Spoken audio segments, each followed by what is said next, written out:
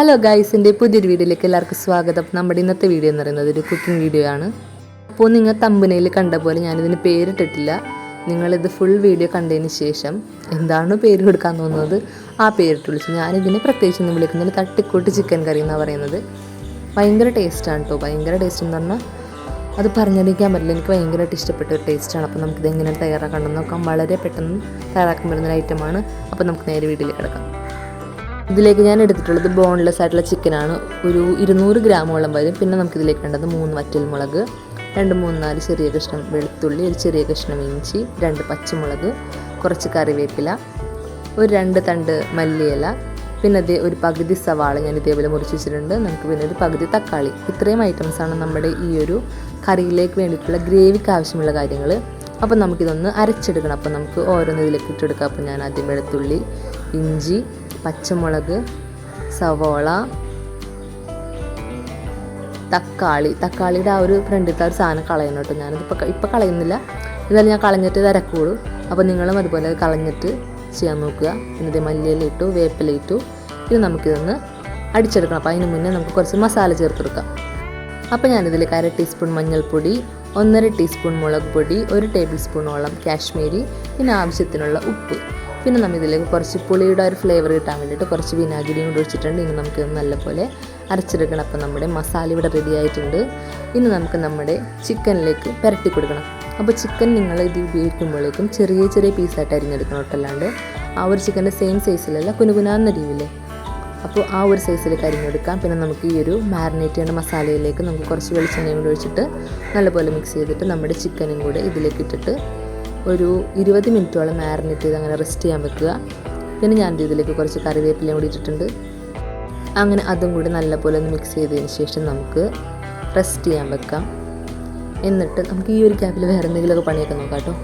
അപ്പോഴേക്കും ഇത് 1/2 മണിക്കൂർ കഴിഞ്ഞിട്ടുണ്ട്. ഇനി നമുക്കിതൊന്ന് ഫ്രൈ ചെയ്തെടുക്കണം. ഫ്രൈ ആയിട്ട് നമുക്ക് കണ്ടിന്യൂസ് ആയിട്ട് ഫ്രൈ അല്ല, ഒന്ന് ജസ്റ്റ് ഒന്ന് വെന്ത് കിട്ടണം. അപ്പോൾ നമ്മളൊരു പാൻ ചൂടാക്കാൻ വെച്ചിട്ടുണ്ട്. അതിലേക്ക് കുറച്ച് വെളിച്ചെണ്ണ ഒഴിച്ചെടുത്തിട്ടുണ്ട്. അധികം വെളിച്ചെണ്ണ ഒന്നും വേണ്ട, കാരണം നമുക്ക് ഡീപ്പ് ഫ്രൈ അല്ല, ജസ്റ്റ് ഒന്ന് വെന്ത് കിട്ടണം. ആ ഒരു വെളിച്ചെണ്ണ കിടന്നത് വെന്ത് കിട്ടണം.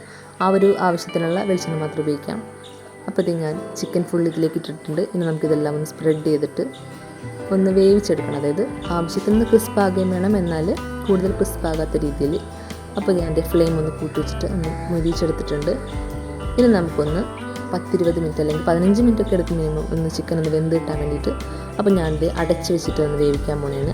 അപ്പോൾ ഫ്ലെയിം ഒന്ന് കുറച്ചിടുക. നമ്മുടെ ഈ കറിയിലേക്ക് നമ്മൾ വേറെ 2 ഐറ്റം കൂടി ചേർക്കുന്നുണ്ട്. അത് ഈ സമയത്താണ്, അതായത് പകുതി ഒന്ന് വെന്ത് കിട്ടണം.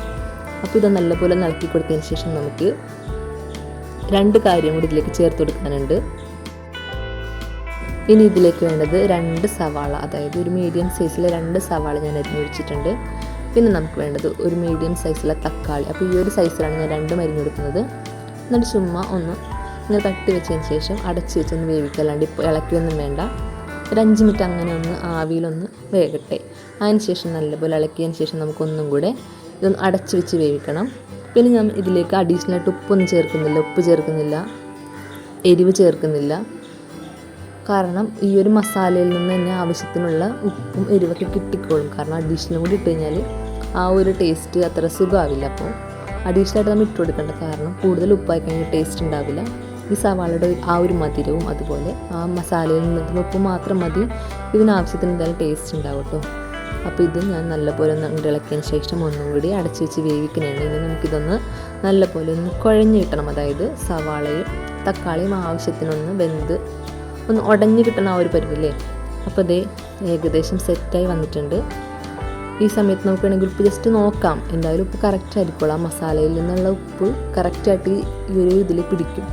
പിന്നെ ഞാൻ ഇതിലേക്ക് കുറച്ച് ഗരം മസാല ഇട്ട് കൊടുക്കുന്നുണ്ട് കേട്ടോ. കാരണം നമ്മൾ വേറെ മസാല പൗഡർ ഒന്നും ഇതിലേക്ക് ഇട്ടിട്ടുണ്ടായിരുന്നില്ല ചിക്കൻ മാരിനേറ്റ് ചെയ്ത സമയത്ത്. അപ്പോൾ ഞാനൊരു നല്ലൊരു മസാലയുടെ ഫ്ലേവർ കിട്ടാൻ വേണ്ടിയിട്ട് അതും ഇട്ടിട്ടുണ്ട്. പിന്നെ കുറച്ച് പച്ച വെളിച്ചെണ്ണയും കൂടി ഒഴിച്ചിട്ടുണ്ട്. അപ്പോൾ അതേ നമ്മുടെ കറി ഇവിടെ സെറ്റായിട്ടുണ്ട്. വേണമെന്നുണ്ടെങ്കിൽ കുറച്ച് വേപ്പിലയും കൂടി ഇതിലേക്ക് ഇട്ടിട്ട് നിങ്ങൾക്ക് ഇളക്കി അടച്ച് വെക്കാവുന്നതാണ്. ഞാനിപ്പോൾ കൂടുതൽ വേപ്പില ഇടുന്നില്ല, കാരണം നമ്മൾ 2 പ്രാവശ്യമായിട്ട് വേപ്പില ഇതിലേക്ക് ഇട്ടിട്ടുണ്ട്. കൂടിപ്പോയാലും നമുക്ക് ആ ഒരു വേപ്പിലയുടെ ഫ്ലേവർ നല്ല ടേസ്റ്റാണ്. എന്നാലും നിങ്ങൾ എടുത്ത് കളയാനായിട്ടൊക്കെ സമയം കളയണ്ടല്ലോ. കഴിക്കുന്ന സമയത്ത് ആവശ്യത്തിനുള്ള വേപ്പില മാത്രമാണ് പെറുക്കി കളയാൻ എളുപ്പമായിരിക്കില്ലേ. അപ്പോൾ ഇതേ നമ്മുടെ കറി ഇവിടെ റെഡി ആയിട്ടുണ്ട് കേട്ടോ. നല്ല ടേസ്റ്റാണ്.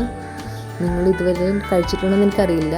ഇത് ഞാനിങ്ങനെ ഇടയ്ക്കിരുന്നപ്പോൾ കുറച്ച് ചിക്കൻ ഉണ്ടായ സമയത്ത് ട്രൈ ചെയ്ത് നോക്കിയാണ്. നമ്മളെപ്പോഴും ചിക്കൻ കറി വെക്കുന്ന സ്റ്റൈലിൽ നിന്ന് കുറച്ച് വ്യത്യസ്തമായിട്ട് ഇങ്ങനെ ചെയ്തൊക്കെയെന്ന് വെച്ചപ്പോഴേക്കും നല്ല ടേസ്റ്റ് ഉണ്ടായിരുന്നു. അപ്പോൾ നിങ്ങളിതെല്ലാം ട്രൈ ചെയ്ത് നോക്കണം. ഇഷ്ടപ്പെട്ടാൽ ലൈക്ക് ചെയ്യണം, ഷെയർ ചെയ്യണം, സബ്സ്ക്രൈബ് ചെയ്യണം ആൻഡ് കമൻറ്റ് ചെയ്യണം. അടുത്ത വീഡിയോയിൽ കാണുന്നതായിരിക്കും. ടാറ്റാ.